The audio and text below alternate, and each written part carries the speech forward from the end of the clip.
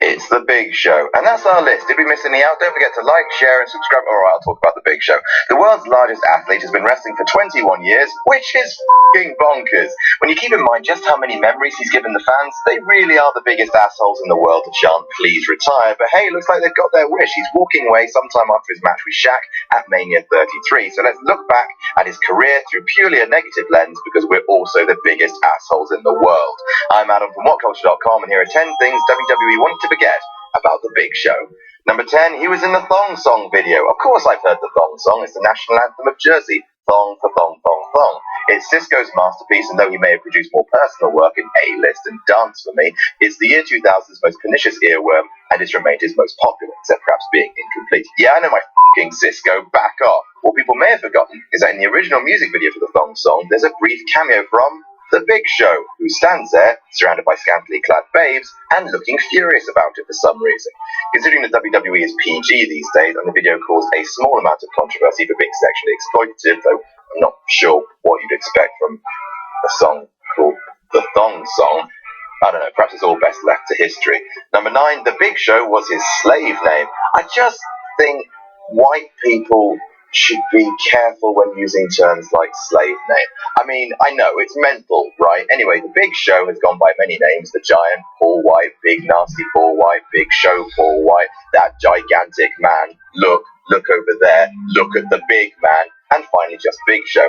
And he's been called that one ever since, apart from in 2007, when Big Show quit WWE. He was gone for just over a year, and in that time made one big appearance at an indie show called PMG Clash of Legends. The event drew a bit of controversy by having a match between Hulk Hogan and Jerry Lawler cancelled after WWE refused to allow any of their talent to work the indie show. Lawler was replaced by Big Show, who announced the term Big Show was his slave name that he didn't want to be owned anymore, and he was changing his name to Paul the Great White. A year later, he was back in WWE, called Big Show again, and seemingly very happy to once again be owned. Number 8, he got sued. Andrew Green was a producer for WWE who left the company in 2013 in somewhat bizarre circumstances after a run-in with the very, very tall boy, Mr. Big Stiffer Show. It was Green's job to do post-match interviews on WWE.com for the Royal Rumble 2013 after Show's match with Alberto Del Rio. Big Show was not in the mood for chinwags. See, the thing is, he actually gave one of the better interviews that he's given, which just happened to involve him grabbing Green, pushing him against a production crate, swearing at him, and slapping him across the face. Then they had to redo the interview twice. Green left the company and sued them for the Big Show apparently going way off script with the promo, claiming physical injuries, emotional distress, and loss of income. Number 7, he was arrested for exposing himself. Well, it's the Big Dick. The Big Show has been arrested twice for doing naughty things in hotels. The first involved is Big Nasty. In 1998, while Show was still wrestling for WCW as The Giant, he was in Memphis for a taping and was arrested for allegedly exposing himself to a female motel employee, leading to this tasty mugshot of what Adam Paciotti's future will look like after What Culture inevitably holds. The charges were dropped owing to a lack of evidence, which is an incredibly insulting thing to say about the Big Show's manhood. Number 6, that Armageddon match. The Big Show's feud with the Boss Man is stuff of wrestling legend in much the same way that Mortal Kombat is a stuff of cinematic legend. It may not be high art, but you're not forgetting it anytime soon.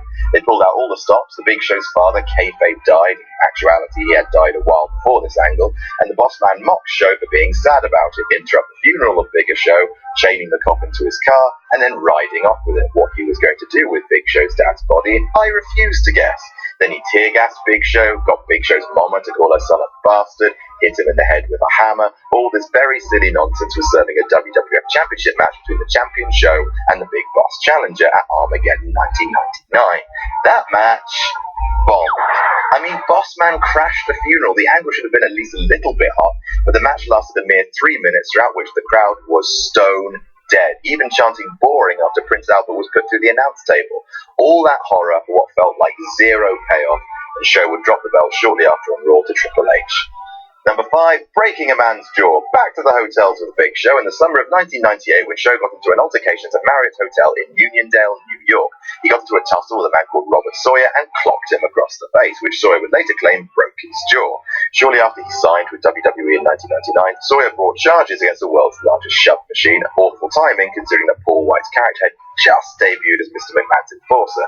After 3 days in court, during which Show testified that Sawyer had threatened and shoved him prior to Show throwing a KO punch across his jaw, the judge ruled that the world's largest athlete was not guilty. You can even find footage of Big Show landing the punch on Sawyer on YouTube. Number 4, that Survivor Series match. Remember Armageddon and the painfully quiet match? That bout was just 3 minutes, though. The match that Big Show had with Randy Orton at Survivor Series 2013 was 11 minutes and felt like my goddamn life. Daniel Bryan had just been lowered out the main event scene, which the fans were not ready for, thank you, and the Big Show was engaged in a storyline whereby he was suing WWE after Steph slapped him and fired him. After all, lawsuit angles are always the most thrilling. Now, to be fair to Big Show and WWE, the fans had responded to him on TV in the build-up to Survivor Series, even getting a few yes chants going. However, on the night itself, when it came time for the main event of a Big Four pay-per-view, everything went wrong. The match started subdued, and then rest holds happened, a few spots were fudged, and the crowd degraded into a vague hum of quiet boos for the rest of the contest. There was an awkward punt spot that didn't connect. It was really bad, and then the whole feud was scrapped in favour of the title unification. The main event of Survivor Series, and probably the final championship pay-per-view main event of Big Show's career, WWE don't want you to remember him as a main eventer like this. Number 3, being covered in poo. Nope, let's remember the Big Show like this instead. The Big Show is a big lad, he's a big bad monster, and so in storytelling terms, what's more enjoyable than seeing the Big Show humiliated? Well, scabies. Big Show has been humiliated loads. He's cried in the ring, been out-sumoed, been tranquilized and shaved in the ring, had Vince McMahon's head shoved between his bare bottom cheeks. But what really takes the cake is being covered in the human poo by Eddie Guerrero. In 2003, they had a poo-centered feud. Big Show ate Eddie Guerrero's burrito, then walked out of a match because he was going to crap himself. Stay with me.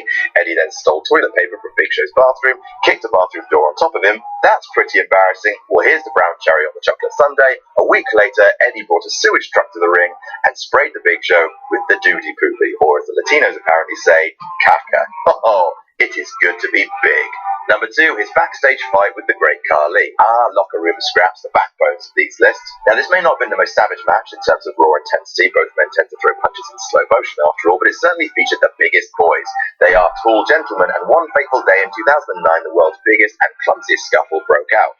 As confirmed by Chris Masters on Reddit, the two giants, or The Great Show, as their tag team would inevitably be called, came to blows over a move that Show thought Khali had nicked from him, an overhand chop to the chest, and hang your head in shame, Khali came out on top. Apparently, as the two fought, Big Show tripped over a bag or a chair. It depends, the story changes, but according to Chris Jericho's book, Best in the World of What I Have No Idea, it was a chair. Big Show tripped, fell over, and Khali landed on top of him, meaning that Khali won. I mean, losing a real-life fight to great Khali. Can life get worse?